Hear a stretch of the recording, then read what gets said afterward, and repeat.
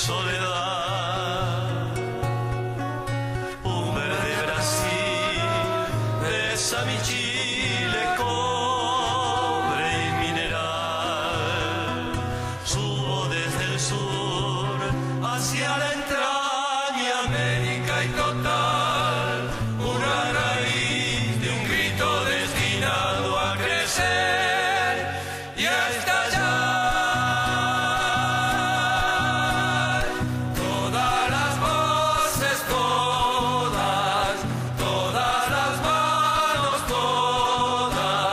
toda la sangre puede ser canción en el viento.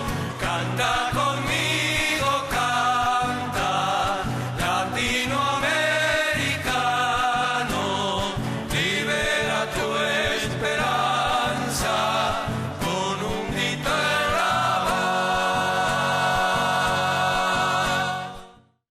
¿Qué tal, amigos? ¿Cómo les va? Bienvenidos una vez más a Informe del Sur, como siempre, y desde la televisión cooperativa le damos nuestra mirada sobre lo que sucede en Latinoamérica, en la síntesis informativa de los últimos 7 días. Comenzamos, como siempre, con los títulos más importantes. Hoy hablaremos sobre la violencia policial en Colombia, la crisis política que se está viviendo en Perú, manifestaciones en contra de recortes en Uruguay y algunos temas de la agenda de géneros en Argentina y también en México. Y comenzamos rápidamente ahora por Uruguay. Allí los sindicatos marcharon exigiendo al gobierno de Lacalle Pou terminar con los recortes en el presupuesto. Lo vemos. Por segunda vez en este año, el PIT-CNT y la Intersocial organizaron una concentración en contra de la Ley de Urgente Consideración, impulsada por el gobierno y que fue aprobada recientemente, y en contra de los recortes presupuestales presentados al Parlamento, que comprenden los próximos 5 años. Para los sindicalistas, el presupuesto que se está discutiendo afecta a los uruguayos de menores recursos económicos. Por otra parte, también se ha pedido sistemáticamente una renta básica para aquellos uruguayos que han dejado de percibir ingresos por motivos de la pandemia. Reclamando un presupuesto que realmente piense, hable y tenga efecto con la gente. No lo que el presupuesto mantiene, que son justamente más recortes que de alguna forma van a terminar afectando a los sectores más débiles de la sociedad, por los cuales venimos reclamando, por ejemplo, la renta básica, que los servicios públicos no se corten. Bueno, un montón de cuestiones que de alguna manera está afectando a un sector de la sociedad muy complicado con el tema este. Dentro de los reclamos se solicita un incremento del presupuesto en materia de investigación. Si bien sindicato y gobierno mantienen un diálogo, el mismo no es productivo, ya que existen muchas diferencias en los intereses que representan. Para los sindicalistas, el nuevo presupuesto atenta contra la calidad de los servicios públicos. La presentación de este proyecto de presupuesto que tiene recortes y también el presupuesto de las empresas públicas que va a tener deterioro en los servicios, y esto es en la energía eléctrica, en el internet, en todos los servicios públicos que Uruguay presta, y que por eso está considerado a nivel mundial en un buen lugar, precisamente porque estos servicios son de calidad, ¿no?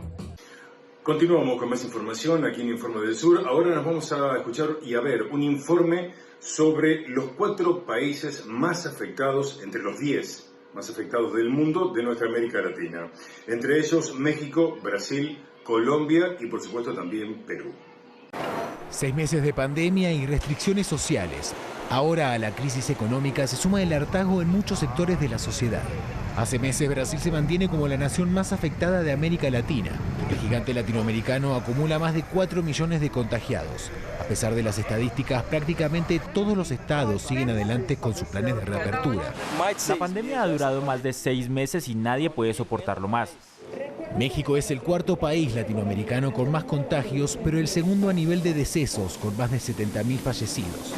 No obstante, 6 meses de paralización en muchos sectores de la economía llevaron a una recesión cercana al 13%. Sí me espantan las cifras, pero no puedo quedarme en casa. La verdad, mi economía ya no me lo permite. No puedo. Perú es uno de los casos más preocupantes. Con casi 33 millones de habitantes y más de 30.000 fallecidos, es el país con la tasa global más alta de decesos. Pese a las cifras alarmantes, en esta nación rige una cuarentena focalizada que muchos aseguran que no se respeta. Otros de los países latinoamericanos en el centro de la atención es Colombia.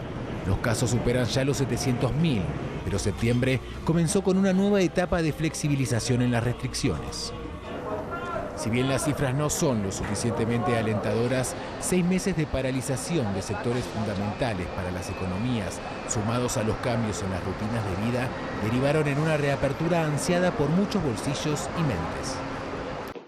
Bueno, y desde aquí nos vamos a Colombia, donde no cesa la violencia, lamentablemente. Desde que se viralizó un video donde 2 policías mataban a un abogado colombiano, muchos jóvenes salieron masivamente a protestar en las calles por la violencia en ese país. Naturalmente fueron reprimidos y lamentablemente ya hay 10 fallecidos.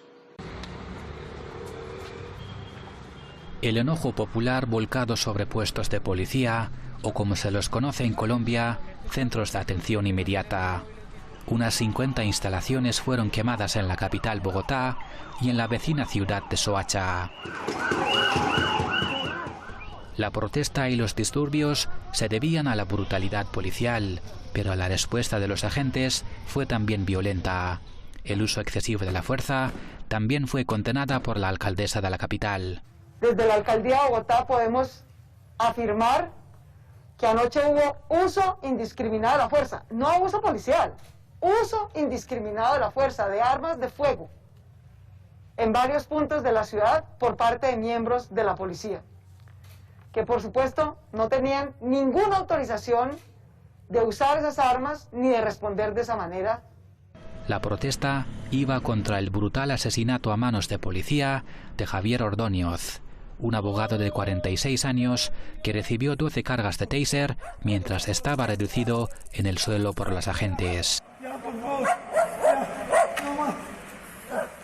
El presidente del país, Iván Duque, lamentó la tragedia, pero insistió en que fue un hecho aislado que no se debe generalizar. Pero también son muchos de estos policías, hombres y mujeres, que están en los cuadrantes, que protegen al vecino, que reciben una llamada, que atienden una emergencia. Cuestionarlos a ellos en una generalización es injusto. Sin embargo, la muerte de Ordóñez fue la 11ª registrada en lo que va del año. Además, solo en la capital, la alcaldía afirma haber recibido 137 denuncias por presunto uso excesivo de la fuerza y violaciones de los derechos humanos por parte de la policía. Hartísimo, exageró hartísimo. O sea, no hay un respeto. O sea, nosotros nos sentimos ya desprotegidos. Es mejor andar protegido por un ladrón ya y no por la misma policía. Sin embargo, la mayoría de las denuncias contra la policía, que pasan a ser juzgados por la justicia penal militar, quedan impunes. Voces desde diferentes sectores políticos ya piden una reforma estructural a la institución de la Policía Nacional para cambiar esta realidad. Bueno, aquí en Informe del Sur hacemos una pausa breve, ya regresamos con más información. Como siempre nos siguen en nuestras redes sociales, en YouTube y también en Facebook como Informe del Sur. No se vayan, gracias. Latino tú, latino yo, la misma sangre y corazón. Eso es mi Latinoamérica, hay que luchar, Latinoamérica. Latino tú, latino yo, la misma sangre y corazón. Eso es mi Latinoamérica. Muy bien, y aquí regresamos con más información, como siempre, en la TV Cooperativa, analizando y contándoles lo que ha sucedido en la última semana en nuestra América Latina. Nos instalamos en Perú, es momento de hablar de la terrible crisis política que está viviendo este país, donde el Senado, de hecho, pidió una moción de vacancia presidencial. En el próximo informe le mostraremos y también le explicaremos de qué se trata todo esto y de lo que viene sucediendo en la última semana en aquel país. Rodeado de altos mandos del Ejército, Marina y Fuerza Aérea de Perú, el primer ministro, general Walter Martos, acusó al presidente del Congreso de intentar involucrar a las Fuerzas Armadas en el pedido de destitución del mandatario Martín Vizcarra, inmerso en una grave crisis institucional, política, sanitaria y económica. El Congreso votó el viernes 11 a favor de iniciar un juicio político contra Vizcarra con la acusación de incapacidad moral en medio de investigaciones por presuntas contrataciones irregulares, lo que ha sumido al país en una profunda incertidumbre política en el contexto de la crisis económica y sanitaria resultante de la pandemia del coronavirus. Perú registra más de 723.000 contagios y 31.000 muertos a causa de la COVID-19, mientras crecen el desempleo y el hambre en la población. Cuando el Congreso debía debatir la reforma constitucional para evitar la postulación de candidatos sentenciados en primera instancia, el legislador Edgar Alarcón, sobre quien pesa un pedido de 12 años de prisión por corrupción, presentó una serie de audios donde se escucha al presidente Martín Vizcarra y a su círculo más cercano en el Palacio de Gobierno coordinar la estrategia de defensa en el caso del cantante Richard Swing Cisneros, beneficiado por contratos presidenciales. Conocidos los audios, el Congreso reunió 31 firmas de sus integrantes y presentó una moción de vacancia presidencial por incapacidad moral. Con la misma rapidez, convocó a un pleno en el que se discutió, votó y admitió dicha moción. Las organizaciones políticas representadas en el Congreso que no firmaron la solicitud fueron FREPAP, Partido Morado y Frente Amplio. En un mensaje, Vizcarra calificó a la eventual vacancia como un intento para tomar el control del gobierno por parte de un sector representado en el Congreso, mientras la Fiscalía peruana allanó las viviendas de funcionarios investigados por el escándalo de contratos del cantante Richard Cisneros para desempeñar labores en el Ministerio de Cultura. El mandatario, quien sustituyó al destituido presidente Pedro Pablo Kuczynski, carece de partido y bancada. Deberá comparecer el 18 de septiembre ante el plenario para ofrecer sus descargos, tras lo cual los legisladores debatirán y procederán a votar si lo destituyen o no.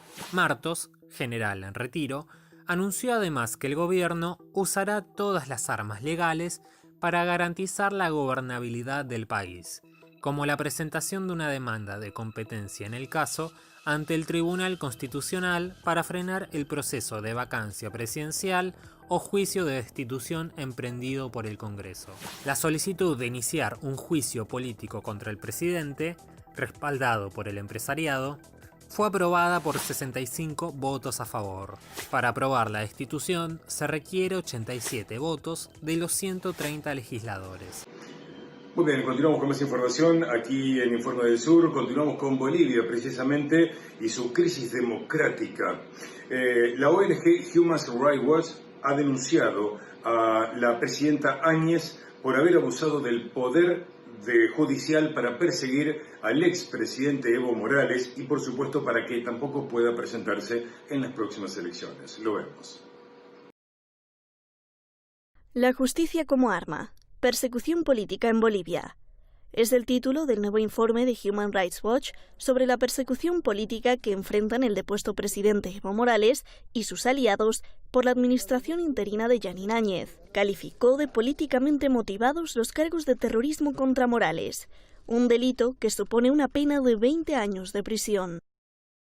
Usar la ley de terrorismo demasiado amplia de Bolivia para buscar una sentencia de 20 años de prisión contra Morales es totalmente desproporcionado, porque únicamente se basan en la grabación de una llamada telefónica y parece ser un ataque político a Morales y sus partidarios. En el reporte de 47 páginas, el organismo abordó además cargos infundados contra los aliados de Morales, algunos de los cuales fueron acusados de terrorismo tan solo por haber telefoneado a Morales. Los fiscales acusaron a Patricia Hermosa, ex jefa de gabinete y apoderada del expresidente Evo Morales, de terrorismo, financiamiento del terrorismo y sedición, basándose únicamente en que tuvo contacto telefónico con Morales después de su renuncia. Fue arrestada el 31 de enero de 2020 y estuvo en prisión preventiva hasta el 5 de agosto sin acceso a atención médica durante el embarazo. Tuvo un aborto espontáneo en marzo. Falta de apoyo público y recibir órdenes del imperialismo son razones por las que la administración interina de Bolivia ha recurrido al abuso de la justicia. En noviembre de 2019, tras un golpe de Estado orquestado por la oposición y desde el exterior, Evo Morales se vio obligado a dimitir e irse del país. Yanine Áñez, ex senadora, asumió la presidencia interina e inició una campaña de difamación contra Morales hasta tratar de deshabilitar a su partido. Y seguimos hablando de nuestra herida Latinoamérica. En este caso nos instalamos en Ecuador porque también, como el resto de los países o muchos de ellos, sigue viviendo momentos difíciles, ¿sí? Políticos, económicos, sociales. Y de cara a las próximas elecciones, vamos a escuchar el análisis de Lucas Nito, ¿sí? Sobre quiénes se postularán precisamente en las próximas elecciones y cuáles son las chances de cada uno. Ecuador vive uno de los momentos más difíciles y críticos de los últimos 30 años, en lo político, en lo económico y en lo social. En lo económico, las políticas del gobierno de Lenín Moreno han sido gestionadas a favor del capital financiero, los grandes importadores y los grandes exportadores, en detrimento de los más necesitados. Las medidas son elocuentes.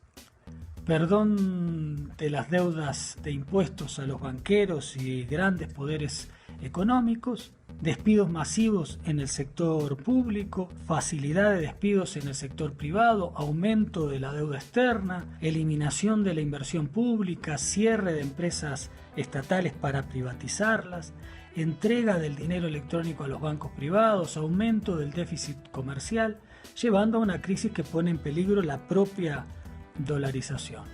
Las medidas económicas han producido desempleo masivo a nivel público, desempleo en el ámbito privado, pérdida de derechos laborales, flexibilización laboral, deterioro de políticas públicas en salud, educación, seguridad social. La pandemia puso en evidencia esa crisis, aumentada por la negligencia gubernamental, con miles de muertos y una crisis humanitaria que se podría haber evitado. En lo político tenemos un gobierno sin ninguna credibilidad, gobernando gracias al sostén de Guillermo Lasso y su partido Creo, y Jaime Nebot y su Partido Social Cristiano. Hay un objetivo primordial en lo político, que es ganar las elecciones en 2021. Por eso y para eso han sacado de la contienda electoral a quien consideran su mayor contrincante, que es Rafael Correa, y prohibieron a su partido, Fuerza Compromiso Social por la Revolución Ciudadana. Sin embargo, el surgimiento de una amplia alianza progresista y la creación de la Unión por la Esperanza, UNES, en un gran frente político-social con diversos sectores de distintas vertientes, y el correísmo, todos apoyando la candidatura de Andrés Arauz en la lista 1, así como el aumento de la popularidad del propio Andrés Arauz y el crecimiento de la intención de voto, llevaron a una mayor preocupación en esos sectores que se vieron obligados a buscar una alianza electoral entre ellos. Así se está vislumbrando una disputa entre el candidato progresista Andrés Arauz y el candidato de la derecha y el gobierno, que es Guillermo Lasso. Bueno, aquí en Informe del Sur, momento de hacer la última pausa, ¿sí? Y enseguida regresamos con más información, no se vaya. Latino tú, latino yo, la misma sangre y corazón. Eso es mi Latinoamérica, hay que luchar, Latinoamérica. Latino tú, latino yo, la misma sangre y corazón. Eso es mi Latinoamérica.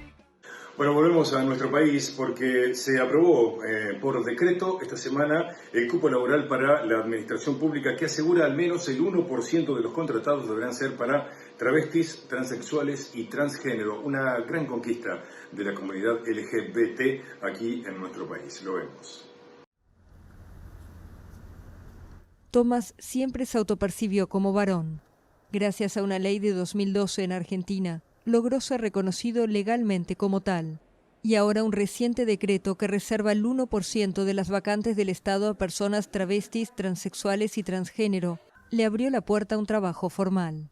Más allá de lo simbólico del trabajo, hay algo que es real y concreto, y es tener una jubilación el día de mañana, es tener una obra social, es tener compañeros y compañeras de trabajo que se preocupan por uno. Susi Shock aplaude el cupo en el Estado, pero no se conforma.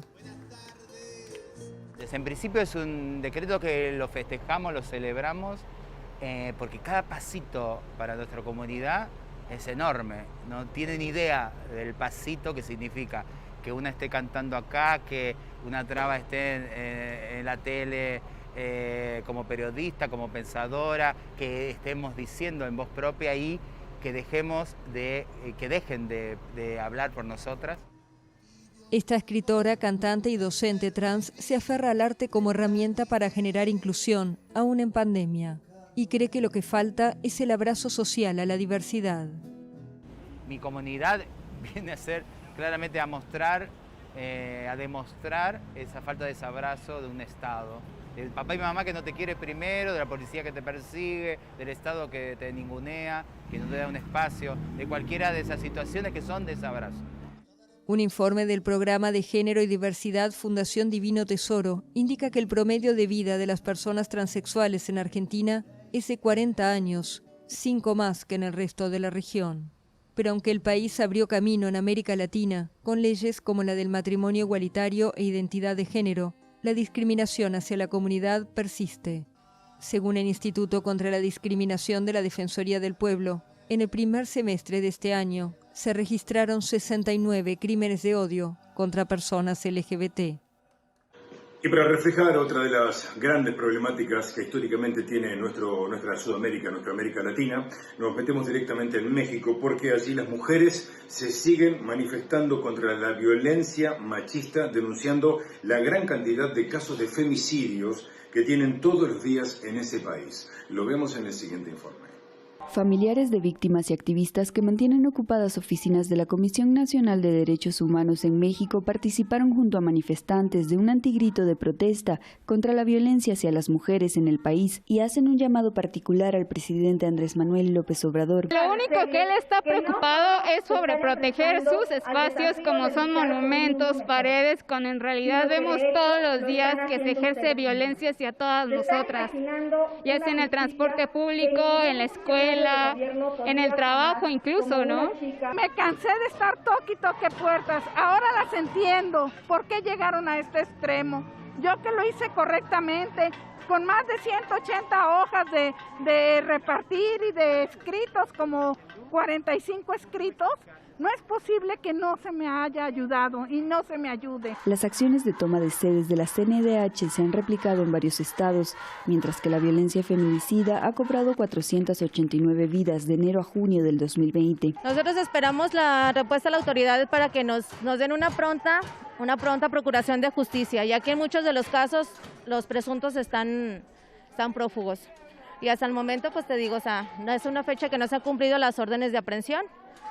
Por eso es que estamos aquí. En tanto, el gobierno federal, a través de la Secretaría de Gobernación, consideró legítimos los reclamos de las activistas y familiares de víctimas e instaló una mesa de trabajo permanente cuya próxima reunión será el 17 de septiembre. Nos comprometimos con ellas en que las diversas instancias de la Secretaría, la Unidad de Fortalecimiento al Sistema de Justicia, que tiene mesas especiales precisamente para dar seguimiento a los diversos casos, las iba a atender puntualmente, que CONAVIM, la titular de CONAVIM, iba a ir a sus estados. Pues hay muchos niños huérfanos, mamás o familiares de mujeres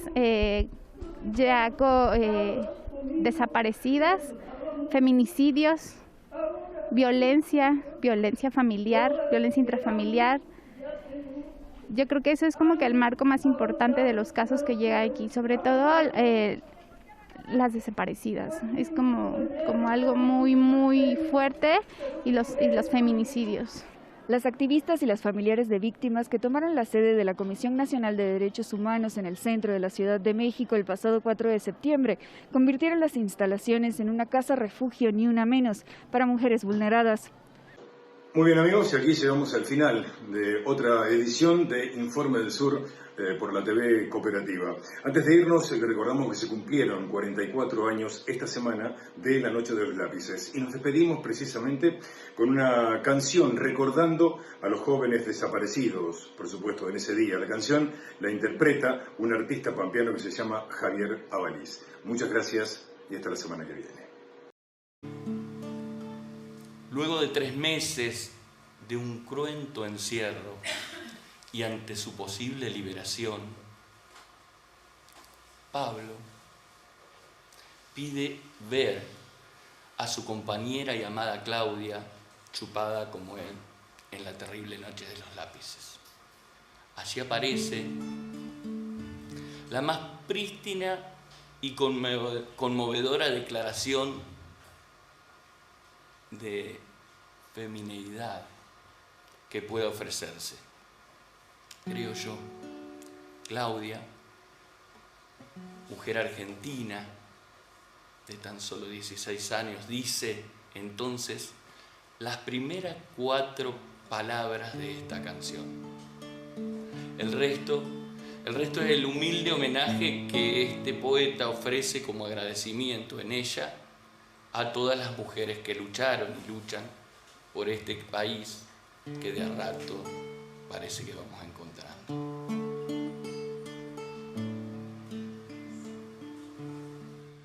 Pablo, no me mires,